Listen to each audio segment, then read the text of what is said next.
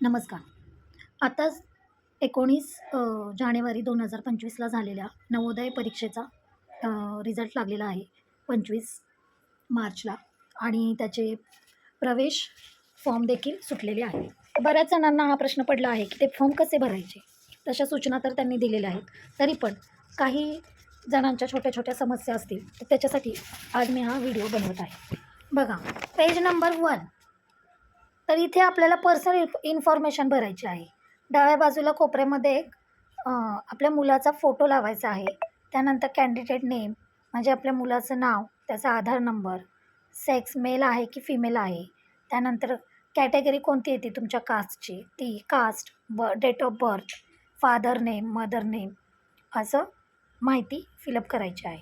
त्यानंतर 8 नंबर बघा, त्याच्यामध्ये 3 कॉलम दिलेत. इथे काय लिहायचं आहे, तर मूल तुमचा 3री, 4थी, 5वी ज्या शाळेत होतं त्या शाळेच्या मुख्याध्यापकांची तिथे प्रत्येक कॉलममध्ये सही आणि शिक्का घ्यायचा आहे. जर मुलगी तुमची किंवा मूल तुमचं 3रीला दुसऱ्या शाळेत असेल, 4थीला दुसऱ्या असेल, म्हणजे 2 वेगवेगळ्या शाळेत असेल, तर तिथे वेगवेगळ्या मुख्याध्यापकांची सही येईल. किंवा एकाच शाळेत असेल तर तिन्ही कॉलममध्ये सही आणि शिक्का घ्यायचा आहे. आणि त्यानंतर तिथे माहिती भरायची आहे. जॉईनिंग डेट आहे, कोणत्या वर्षी पास झाले ती आहे, स्कूल नेम आहे, तुमचं स्कूल कोणत्या विभागात येतं, तालुका कोणता, जिल्हा कोणता, रुरलमध्ये येतं का, ही सगळी माहिती तिथे भरायची आहे. आणि लास्टला शेवटी गटशिक्षण अधिकाऱ्यांची सही घ्यायची आहे. तीही प्रत्येक कॉलममध्ये घ्यायची आहे. इथपर्यंत काहीच प्रॉब्लेम नसावा. बघा, पेज नंबर 2वरती आत्ता शिकत असलेल्या शाळेतील मुख्याध्यापकांचा शिक्का आणि सही घ्यायची आहे. त्यानंतर तिथे त्यांचं नाव पूर्ण, हुद्दा, तुमची स्वतःची सही आणि मुलीचं नाव, कोणत्या वर्षी ती शाळेमध्ये तिने प्रवेश घेतला आहे, कोणत्या वर्षी ती पास होणार आहे, कोणत्या इयत्तेतून, ते सगळी माहिती भरायची आहे. बघा, पेज नंबर 3 हा एक अंडरटेकिंग फॉर्म आहे. याच्यामध्ये पण काही विशेष नाही माहिती भरायची आहे. फक्त इथे पॅरेंट्सचा ॲड्रेस भरायचा आहे पूर्ण. त्याच्यानंतर मोबाईल नंबर, सही, मुलीचं नाव आणि पॅरेंट्सचीच सही आहे. ओके.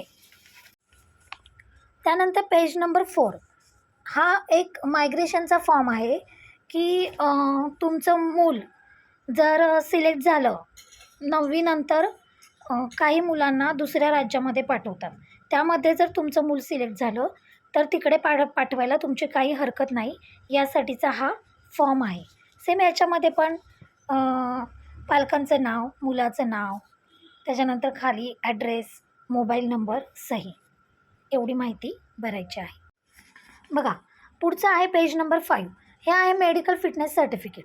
तर हे साताराच्या सिव्हिल हॉस्पिटलमधूनच हे सर्टिफिकेट आणायचं आहे. तर आता आमचा जिल्हा सातारा आहे म्हणून मी सातारा जिल्ह्यातून घेतले. तुम्हाला जो जिल्हा असेल त्यानुसार तुम्ही त्या जिल्ह्याच्या हॉस्पिटलमधून हे मेडिकल सर्टिफिकेट घ्यायचं आहे. पेज नंबर 6 बघा, तर याच्यामध्ये ज्या टेस्ट दिलेल्या आहेत त्या टेस्ट पण तुम्हाला त्या सिव्हिल हॉस्पिटललाच करायच्या आहेत आणि त्या तिथल्या सिव्हिल सर्जनचा स्टॅम्प आणि सही घ्यायची आहे पेज नंबर 5वर. आणि याच्यावरती तुमची माहिती आणि सही आणि पत्ता टाकायचा आहे. पुढचं पेज आहे पेज नंबर 7. आता हा रूरल एरिया सर्टिफिकेट जे आहे तर याच्यावरती तुमच्या गावातील तहसीलदाराची सही घ्यायची आहे. तलाठ्याची सही चालणार नाही. जे तहसीलदार साहेब आहेत आपले, त्या तहसीलदारांची सही इथे आणि पेज नंबर 8, पेज नंबर 7 आणि पेज नंबर 8 या ठिकाणी तहसीलदार साहेबांची सही लागणार आहे. तलाठी यांची सही चालणार नाही.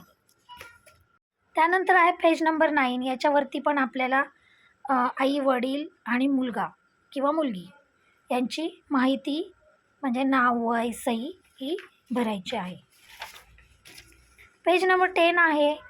त्याच्यावरती तुम्हाला की तुमचं मूल तिकडे राहताना काही वर्तणूक करणार नाही याबाबतचं एक प्रमाणपत्र आहे, ज्याच्यावर मुलाचं नाव, वडिलांचं नाव, पत्ता, सही करायची आहे. हे आहे पेज नंबर 11. याच्यावरती कोणाचीही सही किंवा शिक्का घ्यायचा नाही आहे. आणि हे जे OBCमधून जे OBC कॅटेगरीमधून जे येतात त्यांच्यासाठी हे आहे. म्हणजेच ह्यांना सेंट्रल OBC सर्टिफिकेट हवं आहे सेपरेट. हा फक्त त्याचा फॉर्मॅट आहे. ओके. आता आहे पेज नंबर 12. याच्यावरती विद्यार्थ्यांची, पालकांची, आईची पूर्ण माहिती, ॲड्रेस व्यवस्थित लिहायचा आहे, शाळेचं नाव लिहायचं आहे, पॅरेंटची सही आहे आणि छोटासा एक पासपोर्ट साईज एक फोटो लावायचा आहे. त्यानंतर आहे पेज नंबर 13. इथे विद्यार्थ्याचं नाव आहे, विद्यार्थ्याचा UID म्हणजेच आधार नंबर आहे, त्याच्यानंतर अपार ID आहे, त्यानंतर UDICE नंबर द्यायचा आहे तुमच्या शाळेचा, विद्यार्थ्याचं मेल ID द्यायचं आहे, त्यानंतर तुमचं ॲन्युअल इन्कम किती आहे ही माहिती खरी तिथे भरायची आहे. फक्त टिक करायचे आहे की तुमचं कोणत्या तुमचे अमाऊंट जे ॲन्युअल इन्कमचे अमाऊंट आहे कोणत्या कॉलममध्ये बसते तिथे फक्त तुम्हाला टिक करायचे आहे. त्यानंतर 8 नंबरचा आहे ऑक्युपेशन ऑफ पॅरेंट्स. इथं तुमचा व्यवसाय काय आहे, आईचा किंवा वडिलांचा, तो इथे म्हणजे जॉबला आहेत की कुठला वेगळा व्यवसाय करताय तो इथे लिहायचा आहे. आणि त्यांनी इथे दिलेले आहेत 4-5 कॅटेगरी. त्याच्यामध्ये जर नसेल तर लास्टला बघा शेवटी ऑदर म्हणून ऑप्शन दिला आहे. जर या कॅटेगरीमध्ये तुम्ही नसाल तर ऑदरमध्ये तुम्ही ते मेन्शन करू शकता. त्यानंतर बघा पेज नंबर 14.